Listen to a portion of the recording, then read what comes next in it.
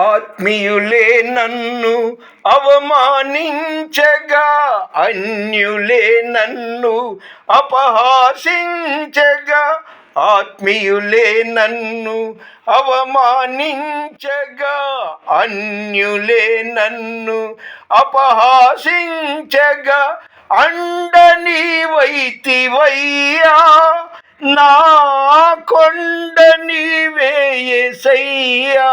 అవును, మన అండ, మనకు కొండ యేసయ్యే. ఆయన మత్తయి 28వ అధ్యాయం 20వ వచనంలో అంటున్నాడు, ఇదిగో యుగ సమాప్తి వరకు సదాకాలం మీతో కూడా ఉన్నాను అని. దేవుడు మనతో అప్పుడు, ఇప్పుడు, ఎప్పుడు, రేపు, ఎల్లుండి, మనం చనిపోయే వరకు కూడా తోడై ఉన్న దేవుడు. మత్తయి 28:20 చదువుకోండి. అదేవిధంగా మత్తయి సువార్తలో నాకు నచ్చిన మాట ఏంటంటే 7వ అధ్యాయం 6వ వచనంలో, పరిశుద్ధమైనవి కుక్కలకు పెట్టకుడి.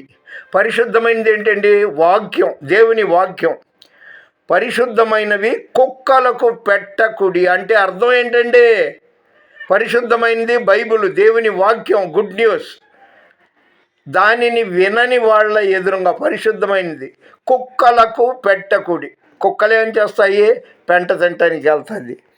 ఇది నా సొంత డైలాగ్ కాదు, ఊహించింది కాదు, ఎవరినో హైలైట్ చేయటానికి కాదు, ఎవరినో పొగడటానికి కాదు. దేవుని వాక్యం యథాతథంగా చదువుతున్నాను. మీ ముత్యములను, ముత్యం అంటే తెలుసు కదండి, పెరల్స్, పందులకు వేయకుడి. వేసిన ఎడల అవి ఒకవేళ వాటిని కాళ్ళతో తొక్కి, ఏది? దేవుని వాక్యాన్ని ఎవడు వింటాడులే అన్నాడు. పందులకి దాని విలువ తెలియదు. కాళ్ళతో తొక్కి కాళ్ళతో త్రొక్కి మీ మీద పడి మిమ్మును చీల్చివేయును. అందుకని వినేవాళ్ళకి దేవుని వాక్యం చెప్పాలి, దేవుని గుడ్ న్యూస్ వాళ్ళకి చెప్పాలి అని అర్థం. మళ్ళీ చెప్తున్నా, నేనేదో ఏం ఊహించలేదు. బైబిల్ 7వ అధ్యాయం 6వ వచనం సావధానంగా మీరు చదువుకోండి. మనుషులు స్థితిని, పరిస్థితిని బట్టి పూర్తిగా మారిపోతుంటారు. దేవుణ్ణి నమ్ముకున్న వాళ్ళకి యుగ సమాప్తి వరకు ఆయన సదాకాలం తోడై ఉంటాడు. ఈ మాట మరవమాకండి.